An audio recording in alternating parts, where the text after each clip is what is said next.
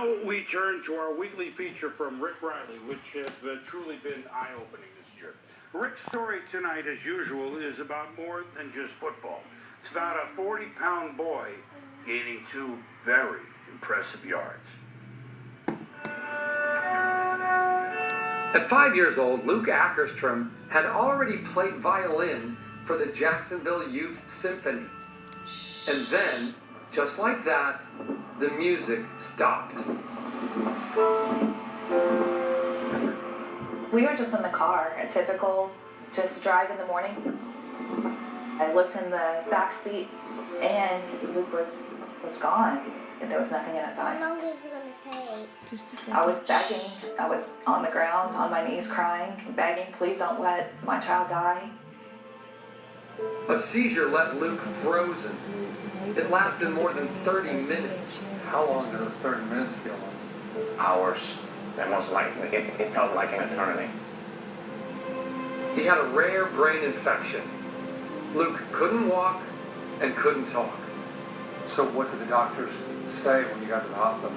We're going to do a CAT scan and check him out. This was a Friday, so they said by Monday you'll be at home. Did you get to go home Monday? No, we were there for 140 days. Which is where Luke was when Jacksonville Jaguars center Brad Meester walked into his life.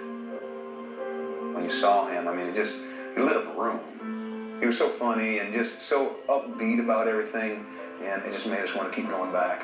How did he say goodbye to you that first day? I believe it was peace out, sucker. Meester, a father of 4 daughters, visited every Tuesday and his wife every Thursday like clockwork for hours at a time. Brad was out of town for almost a month, and Luke was asking, where's Mr. Brad Meester? And Brad drove all night long to come back to Jacksonville and still made the 9 o'clock therapy appointment. Unbelievable. Brad would come by and he would hold him, and that's when he would kind of relax a little bit. Even though Luke still couldn't walk, Meester invited the family to a Jags training camp practice, which gave Luke a crazy idea. Luke was telling us, I have to walk to Brad Meester. I'm going to walk to Brad Meester. And we said, yes, one day you will walk to him. And he said, no, at that practice, I'm going to walk to Brad Meester on the field. Jaguars do not roll, they run. They came in a wheelchair.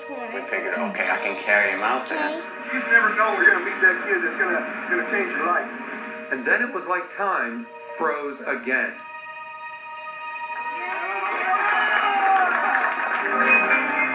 I was crying. Everybody around was either in shock or crying. It's so cool to see a miracle happen.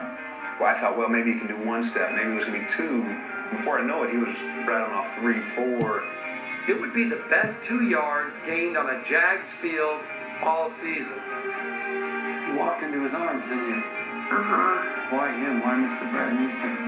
Because he was nice. Doctors told us he wasn't going to walk and just kind of prepare yourself for that.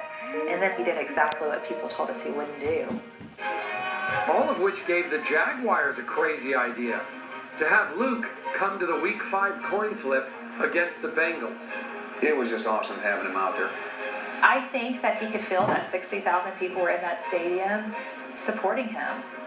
It was amazing. What have you learned about people like Brad Meester? He has changed our little boy's life. It's amazing, and there just aren't words. Life is a coin flip. Doctors have no idea why Luke had the seizure. They have no idea why he could suddenly walk.